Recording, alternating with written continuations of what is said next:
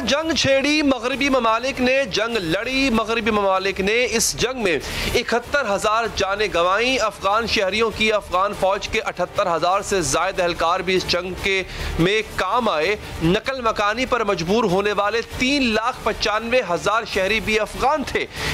20 साल तक अफगानिस्तान में जंग लड़ते रहे। मगरबी ममालिक इस जंग में 2,000 अरब डॉलर झोंक चुके।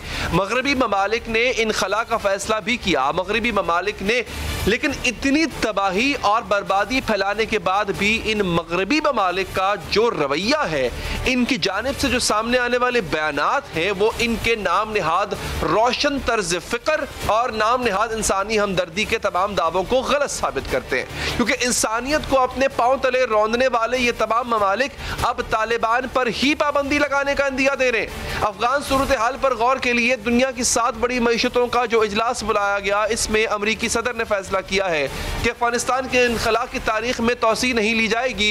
यूरोपीय यूनियन ने अमरीका पर जोर दिया है कि जब तक जरूरत हो एयरपोर्ट की सिक्योरिटी अपने पास रखी जाए। G7 ममालिक ने तालिबान से महफूज रास्ता भी मांगा है, लेकिन अहम बात यह भी है कि G7 इजलास में तालिबान पर पाबंदी लगाने की भी बात की गई।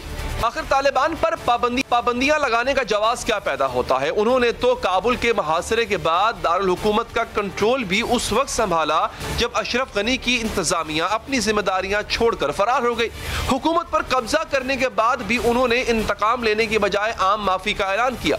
हुकूमत पर कब्जा करने के बाद उन्होंने इंसानी हुकूक की खिलाफ वर्जियां नहीं की, किसी किस्म के जंगी जुराइम में मुलव्विस नहीं हुए और तो और लड़कियों की तालीम पर भी पाबंदी नहीं लगाई, जिसका सबसे ज्यादा प्रोपेगेंडा किया जा रहा था। तालिबान के कंट्रोल के बाद भी अफगानिस्तान में बच्चियों के स्कूल खुले हैं और वहां तालीम का सिलसिला जारी। आज भी तालिबान के तर्जुमान ने प्रेस कॉन्फ्रेंस की और इसमें उन अफवाहों की भी तरदीद की गई कि अफगानिस्तान में खवातीन को काम नहीं करने दिया जाएगा। तालिबान तर्जुमान ज़बीउल्लाह मुजाहिद ने कहा, खवातीन की हिफाजत के लिए इंतजाम किए जा रहे हैं।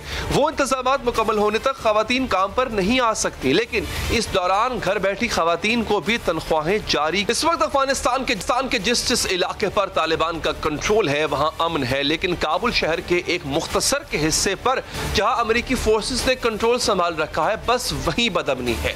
इसी वजह से अब तालिबान ने अफगान शहरियों के लिए काबुल एयरपोर्ट भी बंद करने का ऐलान कर दिया। सिर्फ गैर मुल्कियों को मुल्क से जाने की इजाजत होगी। इसके साथ साथ एक बार फिर अशरफ गनी की हुकूमत में शामिल तमाम लोगों के लिए आम माफी का ऐलान किया गया।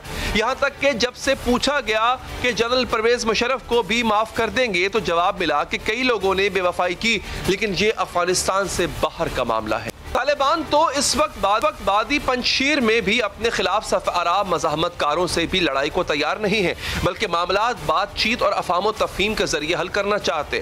हुकूमत साजी के लिए भी मशावरती अमल का हिस्सा बने हुए हैं। दुनिया से कट कर भी नहीं रहना चाहते। तमाम ममालिक को अपने सफारत खाने खुले रखने का कह रहे हैं। इस बात की यकीन दहानी करा रहे हैं कि अफगान सरजमीन किसी भी मुल्क के खिलाफ दहशत गर्दी में इस्तेमाल नहीं होगी। तो फिर मगरबी ममालिक तालिबान के खिलाफ पाबंदियां लगाने का सोच भी कैसे सकते हैं? राय लेंगे साबिक सफारतकार जनाब जफर हिलाली साहब से। हिलाली साहब शुक्रिया। सर, वजह क्या होगी जब सब कुछ स्मूथ है, जब कोई ह्यूमैनिटेरियन क्राइसिस नहीं है, वहां पे कोई इंसानी हुकूक की खिलाफ वर्जी नहीं हो रही है, तो फिर जस्टिन ट्रूडो का यह कहना कि अफगानिस्तान पे पाबंदियां लगाई जाए, और सर अगर ऐसा होता है तो फिर वो जो पाबंदियों वाला अफगानिस्तान होगा जिसपे मगरिब पाबंदियां लगा चुका होगा, पाकिस्तान का क्या स्टैंड होगा? क्या पाकिस्तान मगरिब के साथ खड़ा होगा, अपना नुकसान बर्दाश्त करेगा, या फिर अफगानिस्तान के साथ खड़ा होगा? पहली बात तो यह है कि जब तक उन्होंने कोई सबूत नहीं लाया तालिबान के खिलाफ, दूसरे मुल्क क्यों खामखा, ये ट्रूडो को क्या एविडेंस मिला है, क्या किया है इन्होंने ये 10 दिन में जो ये करते हैं कि जस्टिफाई करता है कि इनको सजा मिले, और इस किस्म के सजा ह्यूमन राइट्स के क्या किया है इन्होंने, उसके पास क्या सबूत है? ये एक साजिश है जी, ये एक पुराना साजिश है। हमें पता है कि अमेरिका ने इनको सैंक्शन करना है, हमें पता है कि अमेरिका, हिंदुस्तान और ऐसे मुल्कों इनको सैंक्शन करना है। वो सोचिए तो सही, अमेरिका ने उनका $10 बिलियन जो बैंक पे था वही जब्त कर लिया था पहले दिन। क्यों? क्या किया था भाई? वो तो आए ही नहीं थे कि उसने जब्त कर लिया। किस बेसिस पे किया? माने गनी के पैसे इनको आना चाहिए जैसे होता है, नहीं, मगर गनी के पैसे आप जब्त कर लिए हैं। ये कैसा है? ये सब बकवास है। ना चीन, ना रूस, ना पाकिस्तान और दूसरे रिस्पेक्टेबल कंट्रीज इस किस्म के प्री कंसीव पनिशमेंट्स इनके ऊपर नहीं लागू करेंगे तालिबान पे, बल्कि मदद करेंगे। और हम खास तौर हमारा फर्ज बनता है, हमें पता है कितना मुश्किल है उनको एक मुल्क चलाना, और खास तौर इस कंडीशन में जो अफगानिस्तान है। तो मेरे ख्याल में हम बिल्कुल नहीं ज्वाइन करेंगे, कभी नहीं। और हमारी आवाम जो है वो नहीं चाहेगी कि गवर्नमेंट उनके दबाव में आके कोई ऐसी चीज करे। नहीं, पाकिस्तान सर उस वक्त आपको नहीं लगता दोराहे पे खड़ा हो जाएगा विद मल्टीपल चॉइस, लेकिन वो चॉइस करना बड़ा मुश्किल होगा। अमेरिका डिस्पाइट द फैक्ट कि उसके पास कोई सबूत नहीं होगा, मगर अगर वो पुश करता है पाबंदियों के लिए, तो पाकिस्तान के लिए अफगानिस्तान की हिमायत करना, पाकिस्तान खुद भी माशी तौर पे बड़ा बदहाल है, आसान होगा पाकिस्तान के लिए? आसान या मुश्किल की बात नहीं है। जो एक चीज कर ही नहीं सकते हैं और करना नहीं चाहिए, उस तरीके से नहीं सोचना चाहिए कि वो हम ढेर हो गए एक फोन कॉल पे। फिर मुशर्रफ कहता रहा हो बॉम्ब करके वो हमें मेडिवल एज में फेंक, स्टोन एज में, they would have bombed us into the stone age. यार ये कोई बेसिस है हर फैसले का? कभी ना कभी तो खड़े रहो यार। हड्डी है ना रीढ़ की कि नहीं है आपके पास? अगर नहीं है तो फिर दब जाओ, खत्म हो जाओ। कमाल है। आप ऐसे सवाल इनको इनकरेज नहीं करना चाहिए हमारे गवर्नमेंट वालों को। बिल्कुल ठीक, वो आपने बहुत बड़ी बात की है। We must have the spine to stand on our ground. Hilali साहब, पाकिस्तान के बारे में ये भी परसेप्शन है, इस वक्त आलमी परसेप्शन ये भी बनाई जा रही है कि इस सब का जो बेनिफिशियरी है वो पाकिस्तान है, चीन है, रशिया है, क्योंकि अब अमेरिकन प्रेजेंस वहां पे रही नहीं है, भारतीय प्रेजेंस वहां पे उस तरह से हो नहीं सकती है। तो पाकिस्तान बेनिफिशियरी है, चीन बेनिफिशियरी है, रशिया बेनिफिशियरी होगा। आपको लगता है ये ताकतें जो अफगानिस्तान में अहम रहेंगी? इंशाअल्लाह हमें बेनिफिशियरी हो, क्यों नहीं भाई? क्या नुकसान ही नुकसान उठाना है अमेरिकनों से?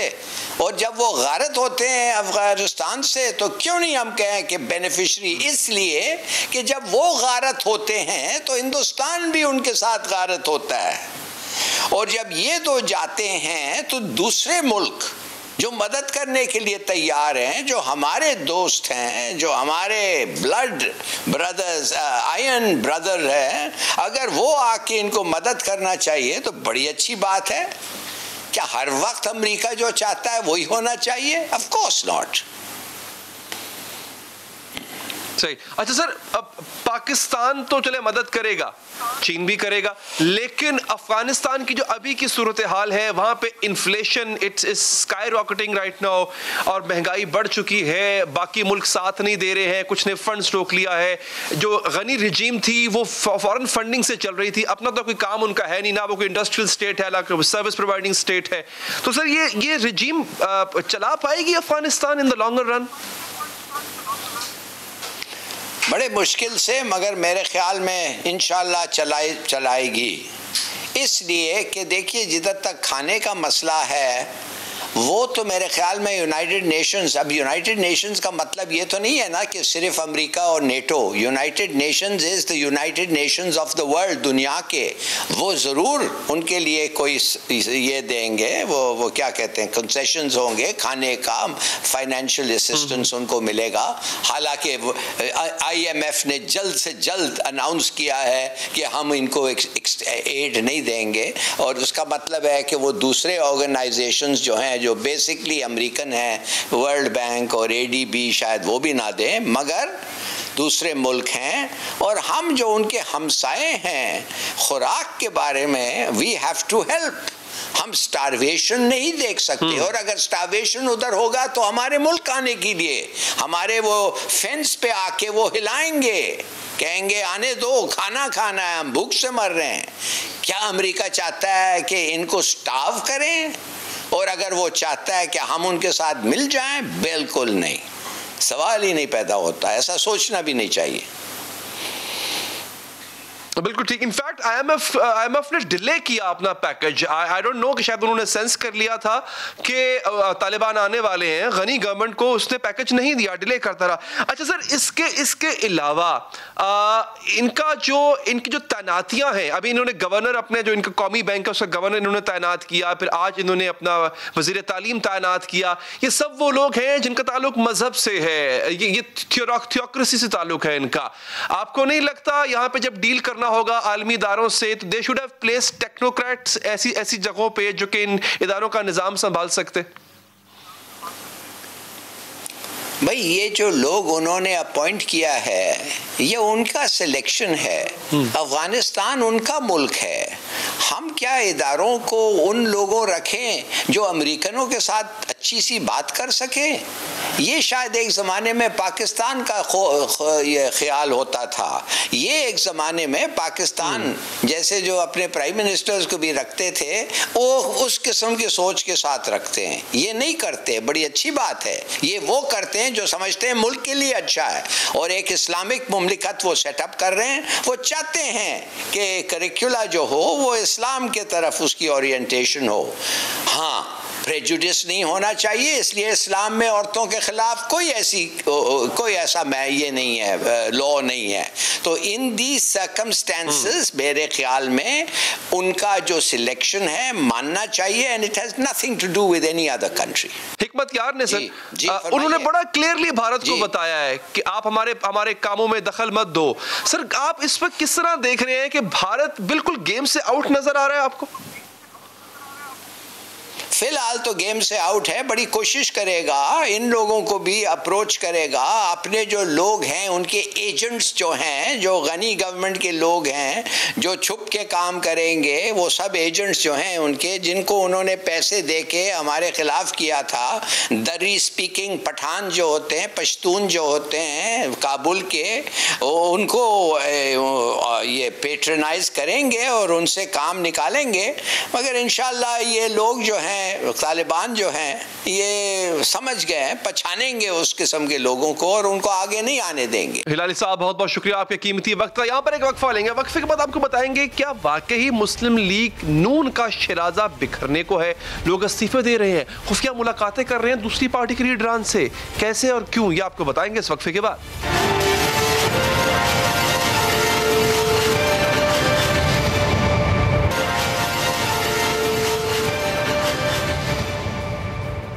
हम बार बार अपने प्रोग्राम में इस बात को दोहरा रहे हैं कि नून लीग तबाही की कश्ती पर सवार है।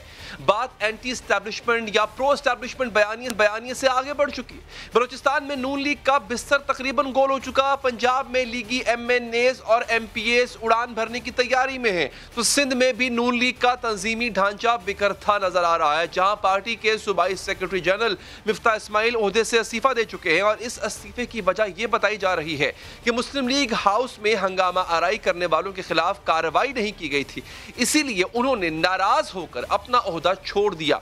आज से 5 दिन बाद कराची में मुत्तहिदा ऑपोजिशन जलसा करने जा रही है। ऐसे मौका पर PDM की सबसे बड़ी जमात की सूबाई सेक्रेटरी जनरल का मुस्ताफी होना सिर्फ मुस्लिम लीग नून ही नहीं बल्कि ऑपोजिशन इत्तेहाद के लिए मुश्किलात पैदा कर सकता है। मरकजी क़यादत की लड़ाई के असरात निचली सतह पर मुंतकिल होते नजर आ रहे हैं। नाज़रीन, पंजाब, सिंध, बलूचिस्तान हर जगह पर मुस्लिम लीग नून तेजी से मुश्किलात का शिकार होती जा रही है। कई लीगी अरकान की पार्टी से उड़ान भरने की खबरें भी सामने आ रही हैं। ताज़ा खबर के मुताबिक आज़ाद कश्मीर और सियालकोट के ज़िमनी इंतखाब में शिकस्त के बाद जनूबी पंजाब से कई लीगी अरकान असम्बली ने पीपल्स पार्टी से राब्ते शुरू कर दिए हैं। समा के नुमाइंदा नईम अशरफ भट्ट के मुताबिक हालिया इंतखाबात में शिकस्तों के बाद जनूबी पंजाब से मुस्लिम लीग नून के 3 MNAs और 4 MPAs ने पीपल्स पार्टी के रहनुमा और साबिक वज़ीर आज़म यूसुफ रजा गिलानी से मुलाकात की। लेकिन अरकान का कहना था कि नून लीग में बयानिए के कन्फ्यूजन है और एंटी एस्टैब्लिशमेंट तकारीर से आइंदा इंतखाबात में भी मुश्किलात नजर आ रही हैं। समा के नुमाइंदे के मुताबिक पीपल्स पार्टी के रुकन असम्बली ने दावा किया है कि इन लीगी अरकान असम्बली ने साबिक वज़ीर आज़म को मुलाकात में कहा है कि आइंदा इंतखाबात में हमारा ख्याल रखा जाए, क्योंकि हो सकता है आपकी ज़रूरत पड़ जाए।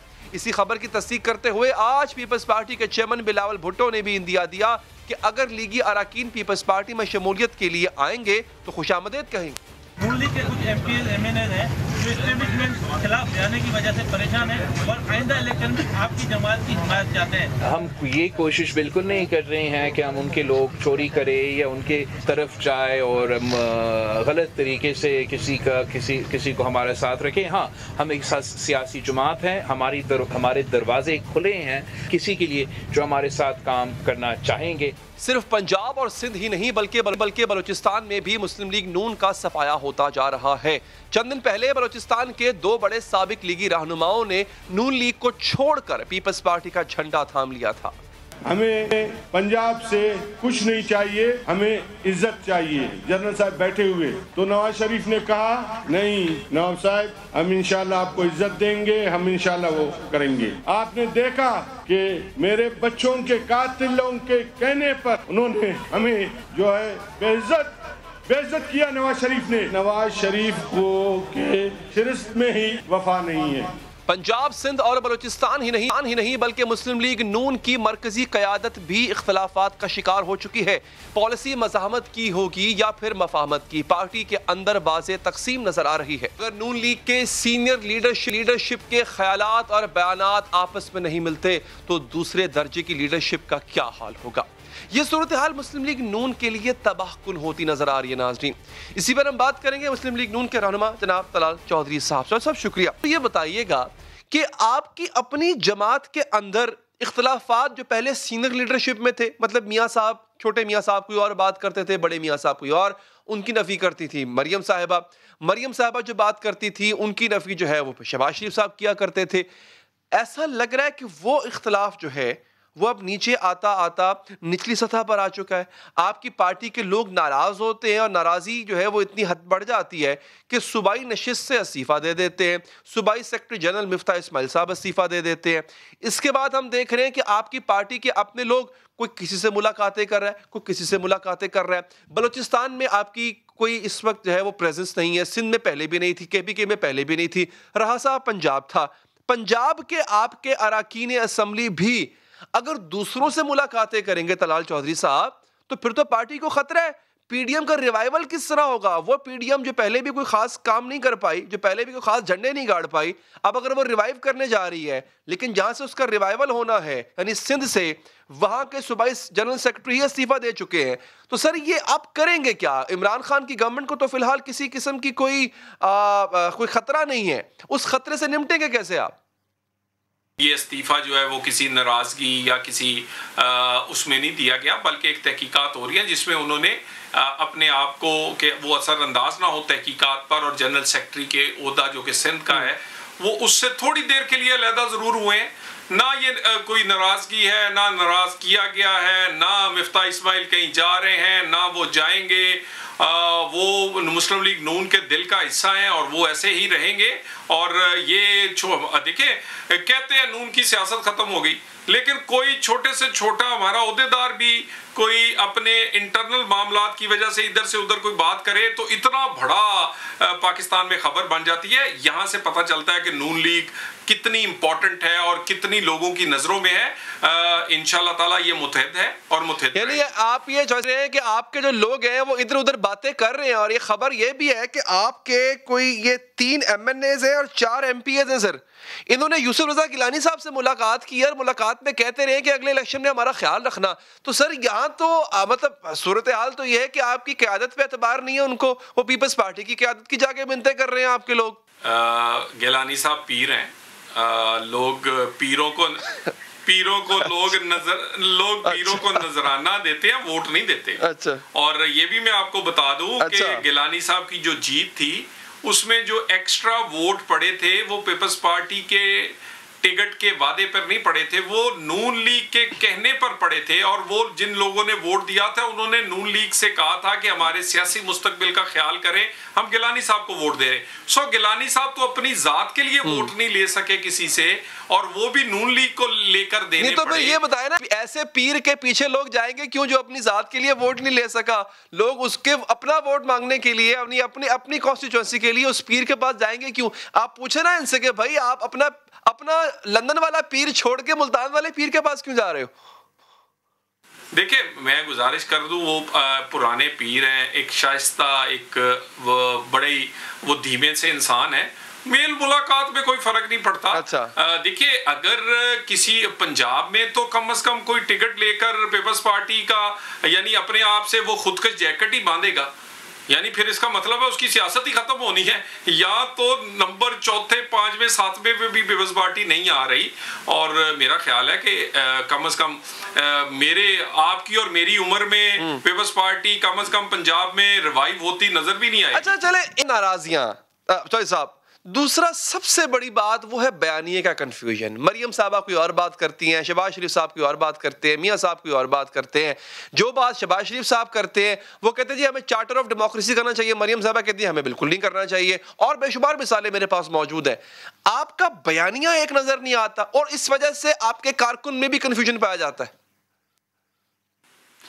कोई कंफ्यूजन नहीं है। एक्चुअली हम बहुत बड़ी पार्टी हैं और जब हुकूमतों के पास जवाब नहीं होता कि करोड़ नौकरियां, 50 लाख घर, आटा महंगा क्यों हुआ, चीनी चोरी क्यों हुई, आटे चीनी के लिए लाइनें क्यों लगी, कश्मीर हमारा क्यों चोरी हो गया, अफगानिस्तान में हमारी बेइज्जती क्यों हो रही है, पाकिस्तान में दहशतगर्दी क्यों बढ़ रही है, बैड गवर्नेंस, मीनारे पाकिस्तान जैसे वाक़यात, जब जवाब नहीं होता तो फिर इनको याद आ जाता है वो नून में से शीन और शीन में से नून और मीम निकल रही है। ये अल्लाह की मेहरबानी से ये सिर्फ ध्यान हटाने के लिए करते हैं। जब इनके पास जवाब नहीं होते, हम अपनी उसी जगह मियां नवाज शरीफ के पीछे खड़ी है पूरी पार्टी, और उस लाइन में सबसे आगे जो है वो शहबाज साहब हैं, उसी लाइन में उसकी एक सेंटर फॉरवर्ड या एक स्टार प्लेयर जो है वो मरियम नवाज भी हैं। और ये नून लीग को ही इस वक्त समझे खुशकिस्मती है उसके पास कि उसके पास इस ऐसे बेशुमार रहनुमा हैं जो कि किसी पार्टी के पास इतनी बड़ी एक्सपीरियंस, रिलायबल और ऐसे लोग मौजूद नहीं जो पाकिस्तान और पार्टियों को चला सकते हो।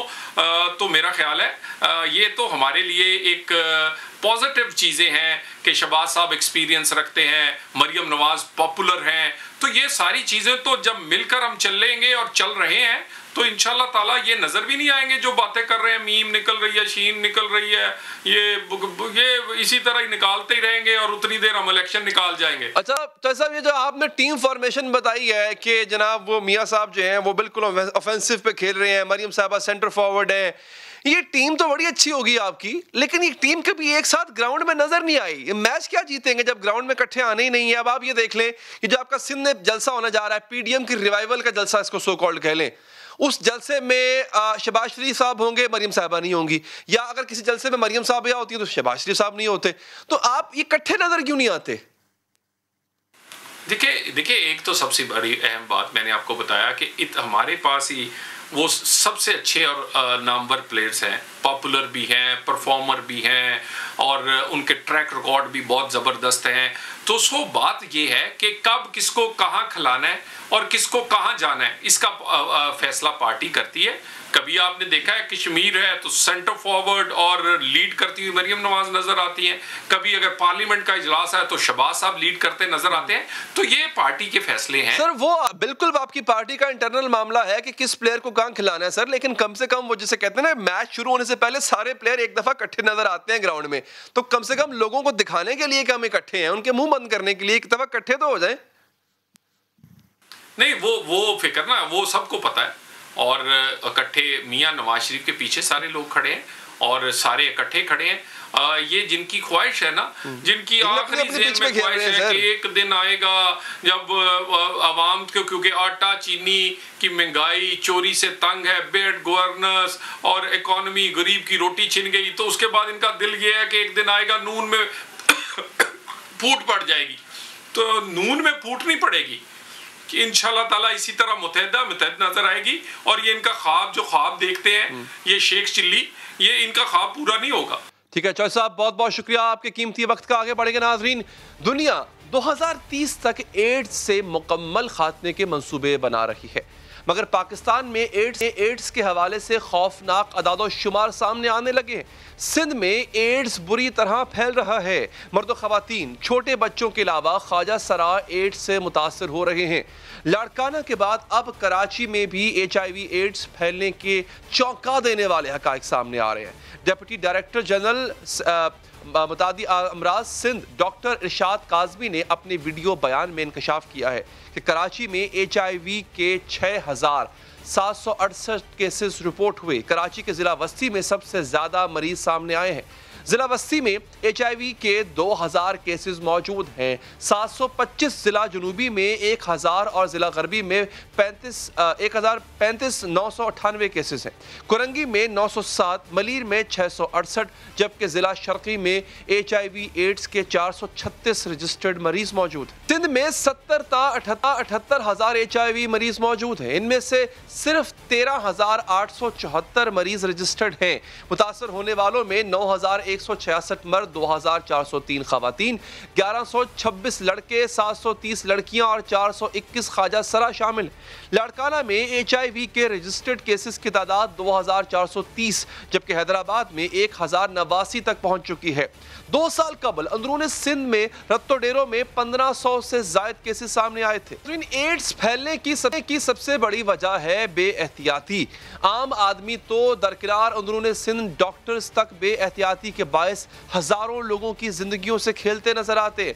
2 साल कबल लाड़काना में बड़ी तादाद में HIV केसेस सामने आने के बाद इंकशाफ हुआ था कि निजी क्लिनिक चलाने वाले डॉक्टर मुजफ्फर घांगरू एक ही सिरिंज से कई मरीजों को इंजेक्शन लगाते थे, जिसकी वजह से HIV केसेस में इजाफा होता गया। दूसरी जानिब पाकिस्तान के नेशनल एड्स कंट्रोल प्रोग्राम के अदाद-ओ-शुमार के मुताबिक मुल्क में इस वक्त 24,208 मरीजों के HIV एड्स का इलाज किया जा रहा है। पाकिस्तान में 1,90,000 लोग HIV के साथ जिंदगी गुजार रहे हैं। नेशनल एड्स कंट्रोल प्रोग्राम की दस्तावेज के मुताबिक 2010 से 2019 तक मुल्क में HIV इन्फेक्शन के केसेस की तादाद में 75% इजाफा हुआ है। पाकिस्तान जैसे मुल्क में अलमिया ये है कि इस बीमारी के इंकशाफ के बाद बीमारी से नबर्द आजमा लोगों की जिंदगियां अजाब बन जाती हैं। इस बीमारी की वजह से अपने ही लोग इन्हें अपनाने के लिए तैयार नहीं होते। एड्स के शिकार बच्चों के वालिदैन से खानदान, दोस्त, बिरादरी तक कट कर जाते हैं। में एड्स क्यों बढ़ रहा है? कराची में अचानक इतने मरीज कैसे सामने आ गए? इस पर काबू कैसे पाया जा सकता है? इसी हवाले से हमारे साथ बात करने के लिए मौजूद हैं डिप्टी डायरेक्टर जनरल वबाई अमराज सिंध डॉक्टर इरशाद काज़मी साहब का आपके वक्त का। सर, सिंध में बिलखुसूस कराची की तरफ इसका रुझान, शहरी सिंध की तरफ इसका रुझान बढ़ रहा है। और मुझे ये बताइएगा, इसको कंट्रोल करने के लिए तो काम आप कर रहे हैं, लेकिन इसको डायग्नोज करने के लिए कि पता चल सके, अभी तो वो लोग हैं जो आपके पास आ जाते हैं कि हमें ये बीमारी है, लेकिन कई ऐसे लोग हैं जो एड्स लेकर माशरे में फिर रहे हैं, उनको डिटेक्ट करने के लिए क्या किया जा रहा है? जी अली, इधर सबसे पहले ये क्लियर करता चलूं कि ये ख़तरनाक हद तक बिल्कुल नहीं बढ़ा। नंबर 2, एक इसको समझने की ज़रूरत है, इसका जो डेटा है इसको समझने की ज़रूरत है। ये इस तरह से है कि पाकिस्तान में एस्टिमेटेड नंबर जो है केसेस का, वो जिसको तखमीना कहते हैं, वो 1,90,000 है, जिसमें से 1,14,000 केसेस जो हैं वो पंजाब में हैं, जबकि 70 से 78,000 केसेस जो हैं वो सिंध में हैं। अच्छा, कोई नया केस नहीं है। ये जो डेटा हमने कल प्रोग्राम में रिलीज़ किया है, जो हमारा रोल ऑफ मीडिया पर प्रोग्राम था HIV रिस्पॉन्स स्ट्रेंथनिंग पे, उसमें हमने रिलीज़ किया है। ये सारे पेशेंट्स पहले से डायग्नोस्ड हैं और इनका ट्रीटमेंट चल रहा है। हमने डिस्ट्रिक्ट वाइज डेटा जो है दिया है, क्योंकि ये पहले डेटा मख्फी रखा जाता था जिसकी ज़रूरत नहीं थी। हम डेटा जो हमारे पास अवेलेबल है ये हमने मीडिया के साथ शेयर किया है और उनसे रिक्वेस्ट ये की है मीडिया से कि हमारी मदद करें कि अवेयरनेस जो है HIV के बारे में वो बढ़े। और वो लोग देखिए, 78,000 में से हमारे पास जो है 16,000 पेशेंट्स जो है वो सिस्टम में हैं, ठीक है, उनका ट्रीटमेंट भी चल रहा है, लेकिन अक्सरियत अभी तक उस नेट में नहीं आई। ऐसा नहीं है कि कोई एक्शन नहीं हो रहा, बिल्कुल हो रहा है। हम जेल में भी हमने स्क्रीनिंग की है, उसका डेटा भी हमने आपके साथ शेयर किया है। अच्छा, रत्तोदेरो हो, कराची सेंट्रल हो, कराची साउथ हो या ओवरऑल लाड़काना हो, देखिए ये हैदराबाद समेत 4 डिस्ट्रिक्ट्स हैं जिनमें 1,000 से ज़्यादा केसेस हैं, सवाए साउथ के जो तकरीबन 1,000 है। बाकी आप डेटा देखेंगे तो कहीं पे 154 केसेस हैं, कहीं पे 238 हैं, कहीं पे 90 हैं। तो 29 डिस्ट्रिक्ट का हमने डेटा दिया है। कोई अलमनाक किस्म की सूरत हाल नहीं है ये कि जनरल पॉपुलेशन में ये सिर्फ 0.1% प्रिवेलेंस है इसका HIV का पाकिस्तान में, ठीक है जी। अच्छा, हम कहते हैं कि जी जो हमारी टारगेट पॉपुलेशन है, ठीक है, या की पॉपुलेशन है, वो उन पेशेंट्स पे उन अशखास पे मुश्तमिल होती है जो ड्रग यूजर्स होते हैं, ख़ास तौर पर वो जो सिरिंज के ज़रिए नशा करते हैं। नंबर 2, उनमें ट्रांसजेंडर्स भी हैं, फीमेल सेक्स वर्कर्स भी हैं, अगेन मेल सेक्स वर्कर्स भी हैं। उनमें शरह जो है HIV की वो ज़्यादा है निस्बतन जनरल पब्लिक के। जनरल पब्लिक में अभी ये 0.1% है। जो आपने कहा कि पूरी दुनिया में ये ख़त्म होने की तरफ जा रहा है, हमारा टारगेट है 2030 तक इसको ख़त्म करने का। ख़त्म हम तभी कर पाएंगे जब हम तमाम केसेस तक पहुँचेंगे। अच्छा, केसेस तक कैसे पहुँचें? हर कोई अपना स्टेटस नहीं जानता है HIV का, तो मीडिया की मदद हम ले रहे हैं कि जी पब्लिक को अवेयर कराएं और उनको सेंसिटाइज करें कि हर कोई अपना स्टेटस जाने कि वो HIV पॉजिटिव है या नेगेटिव है। अगर पॉजिटिव है वो हमारे सिस्टम में आ जाएगा, नाम आपको पता है, कॉन्टैक्ट्स हम सब मख्फी रखते हैं, वो उनका ट्रीटमेंट शुरू हो जाएगा और मर्ज आगे बढ़ना बंद हो जाएगा। ये है हमारा मकसद। इसमें कोई होलनाक सूरत हाल वाली कतई कोई बात नहीं, ना ही कहीं ये आउटब्रेक हुआ है। ये केसेस जो है हमारे पास सिस्टम में मौजूद हैं जिनका ट्रीटमेंट चल रहा है। दूसरी बात ये आपको बता दूं कि हमारे पास ऐसे पेशेंट्स भी हैं जिनकी ट्रीटमेंट जानते हैं सर, जो आपका डायग्नोस्टिक प्रोसीजर है इसको डायग्नोज करने का कि समवन इज HIV पॉजिटिव और नॉट, अच्छा उसमें ये है कि हम रिलाय कर रहे हैं कि अगर लोग अगर ऐसा समझते हैं कि उनको है तो वो हमारे पास आए, फिर हम पता कर पाएंगे। तो सर ये आपको नहीं लगता कि इससे मजीद मुख्तलिफ किस्म का डायग्नोस्टिक प्रोसीजर हो सकता है जहाँ पे आप रीच आउट करें जनरल पब्लिक को? क्योंकि अक्सर लोग हमारे यहाँ आज लोग कोरोना टेस्ट करवाने से डरते हैं सर, वो तो कोरोना से डरते हैं, तो HIV तो एक उससे ज़्यादा खतरनाक बीमारी है। तो इससे पहले कि वो आपको रीच करें, why not the government, why not your sector, वो उनको रीच आउट क्यों नहीं करता सर? जी अली हैदर, मैं बात पूरी कर लूं।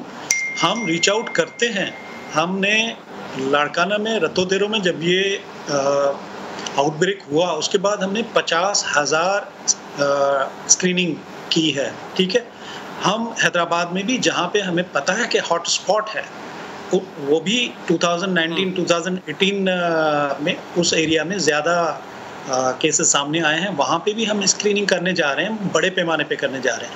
अच्छा, हॉस्पिटल्स जितने भी हैं वहाँ पे जितने ट्रांसफ्यूजन्स होते हैं लाजमी तौर पे हेपेटाइटिस B, C और HIV, मलेरिया भी, वो टेस्ट होता है और उन टेस्ट के नतीजे में जो केसेस पॉजिटिव होते हैं वो हमें रेफ़र होते हैं, हम उनकी ट्रीटमेंट शुरू करते हैं।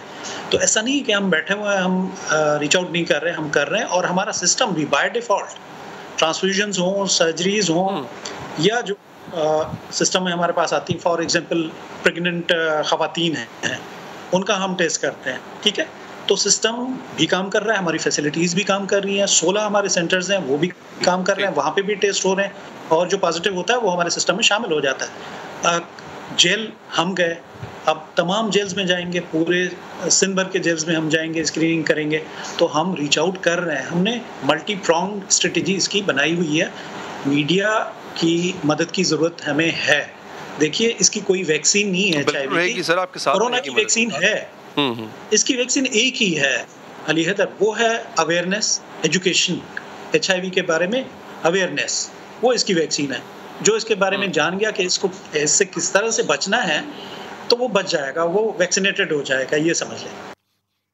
ठीक है डॉक्टर साहब, बहुत बहुत शुक्रिया आपके कीमती वक्त और आपकी कीमती राय का। नाज़रीन, एक वक्फा लेंगे, वक्फे के बाद आपको बताएंगे डॉक्टर फिरदौस आशिक आवान साहिबा जब इक़्तिदार में आई, वजारत में आई, उनका आना तो हमेशा खुशगवार रहा, लेकिन उनका अपने ओहदे से जाना हमेशा उनके लिए बड़ा दुख भरा रहा। क्या है ऐसा फिरदौस आशिक आवान साहिबा को वेलकम बड़े अच्छे तरीके से किया जाता है, लेकिन उनकी जो रुखसती है उस ओहदे से वो उस अच्छे तरीके से हो नहीं पाती? इस वक्फे के बाद आपको बताएंगे।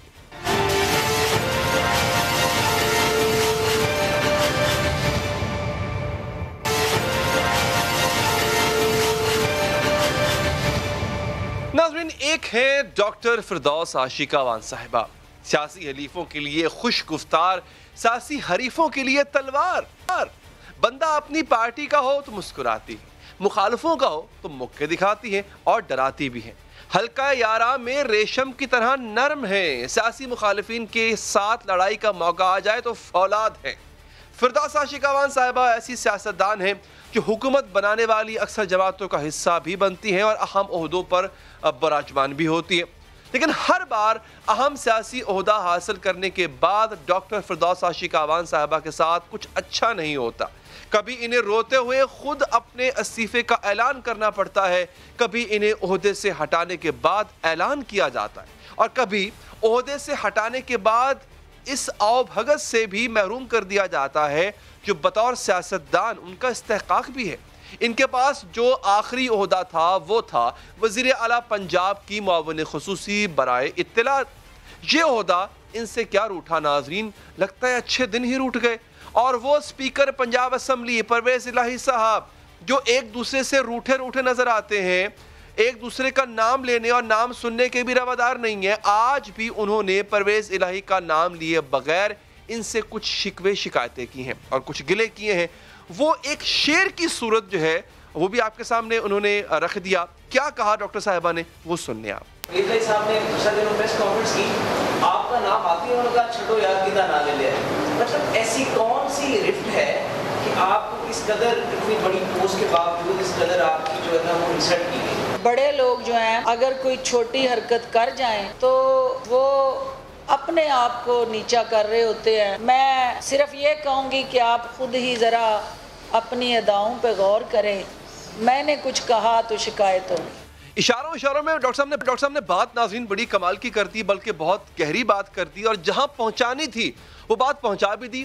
वाज़ेह है बात पहुंचानी थी उन्होंने। ज़हूर इलाही रोड पर एक घर वाक़े है वहां पे, यानी स्पीकर पंजाब असम्बली के पास। फिरदौस आशिक अवान साहिबा के मुताबिक जब सियालकोट के ज़िमनी इलेक्शन में एहसन सलीम बरियार कामयाब होते हैं तो इसके बाद चंद ऐसे वाक़यात पेश आए जो परवेज़ इलाही की नाराज़गी का सबब बने। अब बात यहाँ पर यह भी की जाती है कि उस इलेक्शन में डॉक्टर साहिबा का किरदार कुछ इमरान खान साहब को पसंद नहीं आया। वो किरदार क्या था इस पर फिलहाल पर्दा है, लेकिन बहुत जल्द मुझे उम्मीद है वो पर्दा भी उठ जाएगा। असल में तो उन्हें नाला बरियार फैमिली से होना चाहिए जिन्होंने पीटीआई ज्वाइन की। मेरे से नाला होके वो ये रिएक्शन देते हैं कि मैं उनको पीटीआई में लेके गई, तो पीटीआई के अंदर तो किसी पे कदगन तो नहीं है, जो आना चाहे उसको पार्टी वेलकम करती है। तो अगर उन्होंने उनकी मिठाई नहीं ली और उनकी मिठाई वापस कर दी जीतने के बाद भी, तो मेरा कसूर तो नहीं है। अब ऐसा लगता है नाजरीन के इनके इसका बदला स्पीकर ऑफिस से डॉक्टर साहिबा के साथ ले लिया गया। कैसे लिया गया वो मैं आपको बताता हूँ। जिस दिन एहसन सलीम बरियार की तकरीब हलफ बरदारी थी उस दिन भी फिरदौस आशिक अवान साहिबा को बड़ी सुबकी का सामना करना पड़ा था। हुआ क्या था? हुआ ये कि डॉक्टर साहिबा को बाकायदा इन्विटेशन मिला कि जनाब हलफ बरदारी आप आ जाए। ये डॉक्टर साहिबा का क्लेम है, उन्होंने दावा किया। इन्हें ये ऐवान पहुंची, आगे खड़े थे गार्ड्स के इन्होंने जिस तरह होता है अस्सलाम वालेकुम वालेकुम अस्सलाम, इन्होंने वो राहदारी गुजरना चाही, गार्ड्स ने रोक दिया। इन्हें ऐवान दाखिले की इजाज़त नहीं दी गई। ये मंजर वहाँ पर जो मीडिया के कैमरे मौजूद थे उन्होंने दिखा दिया। अब वज़ीर एक दो दिन पहले एक खातून मुशीर इत्तलात इतने बड़े ओहदे पर बराजमान है, जब वो उस राहदारी से गुजरती थी तो सलाम ठोके जाते थे। आज वही सलाम ठोकने वाले हाथ उनका रास्ता रोक रहे हैं। जिन अफराद को ऐवान में दाखिले की इजाज़त है, कहा गया कि आपका उस फहरिस्त में नाम नहीं है, उनका नाम निकाल दिया गया। लेकिन फिर वो यही बताकर खिफत मिटाने की कोशिश करते रही डॉक्टर साहिबा कि ताखीर की वजह से तकरीब में शिरकत न कर सके।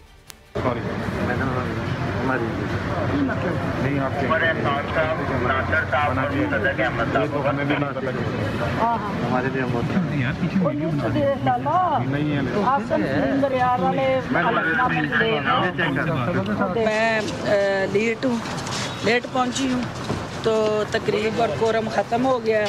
किसी भी सियासतदान के लिए ख़ास तौर पे वो सियासतदान जिसके करियर में हमेशा कोई ना कोई ओहदा रहा हो, उसके लिए ऐसी सुबकी इंतहाई हज़ीमत अंगेज़ होती है, इसमें कोई शक नहीं।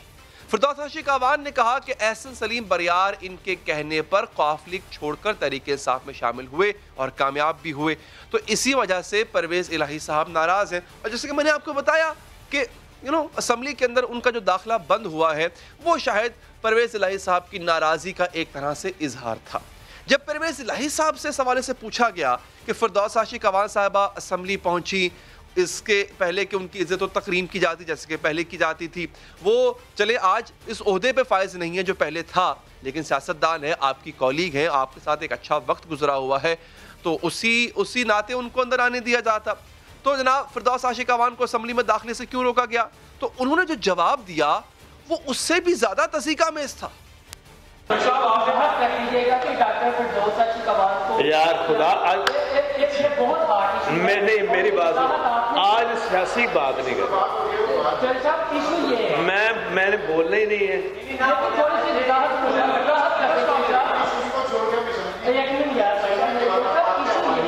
एक मिनट, कल करेंगे किथे यार ए काम दीन दा, किथे तुसी किदा नाम ले लिया यार, खुदा दा खौफ करो। आप खुद अंदाजा लगा ले, पहले तो चौधरी साहब बात करने से कतराते रहे, फिरदौस आशिक अवान साहबा को ज़ेरे बहस लाने से कतराते रहे, और जो अगला जुमला उन्होंने कह दिया वो मैं दोहराना भी नहीं चाहूँगा।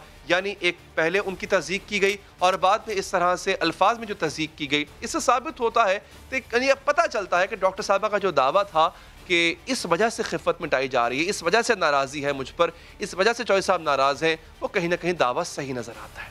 इससे पहले डॉक्टर फिरदौस आशिक अवान वज़ीर आला पंजाब की मावन खुसूसी बराए इत्तलात थी, लेकिन खबरें आई कि वज़ीर आला ऑफिस से इनके ताल्लुकात सर्द मोहरी का शिकार हो चुके हैं। इससे कबल 19 जुलाई को एक प्रेस कॉन्फ्रेंस में फिरदौस आशिक अवान साहिबा ने मुस्ताफ़ी होने का इंदिया भी दिया था। तब से लग रहा था कि मामलात कुछ खटाई में पड़े हुए हैं, मामलात कुछ अच्छे नहीं हैं। क्या कहा था? उन्होंने कहा था कि वो सियालकोट इलेक्शन पर तवज्जो देना चाहती हैं। तब खबरें आई थी कि वज़ीर आज़म इमरान खान ने इन्हें मुस्ताफ़ी होने से रोक दिया है। तब क्या वजह थी ये भी बहुत जल्द सामने आ जाएगा। उस्मान बुज़दार साहब की डॉक्टर फिरदौस आशिक अवान साहबा से क्यों नहीं बन रही थी? हालांकि डॉक्टर साहबा जो हैं वो उस्मान बुज़दार साहब, उनकी गवर्नमेंट, उनकी कैबिनेट के डिसीजंस, उन सबको बहुत अच्छे से प्रोजेक्ट भी करती थी, उनको बहुत अच्छे से डिफेंड भी करती थी। उसके बावजूद भी वो इख्तलाफात क्या हैं बहुत जल्द सामने आ जाएंगे। डॉक्टर फिरदौस आशिक अवान अपने ओहदे पर काम करती रहीं। उसके बाद उस प्रेस कॉन्फ्रेंस के बाद 28 जुलाई को तहरीक-ए-इंसाफ सियालकोट इलेक्शन भी जीत गई और फिर 6 अगस्त को खबर आई कि फिरदौस आशिक अवान मुस्ताफ़ी हो गई। अब जो इलेक्शन जीती पीटीआई सियालकोट में और बरियार साहब को लाने वाली फिरदौस आशिक अवान साहिबा थी, इसका मतलब है कि उस उम्मीदवार को पीटीआई में लाने का क्रेडिट जो फिरदौस साहिबा ले रही थी, पार्टी क़यादत वो क्रेडिट देने को तैयार नहीं थी।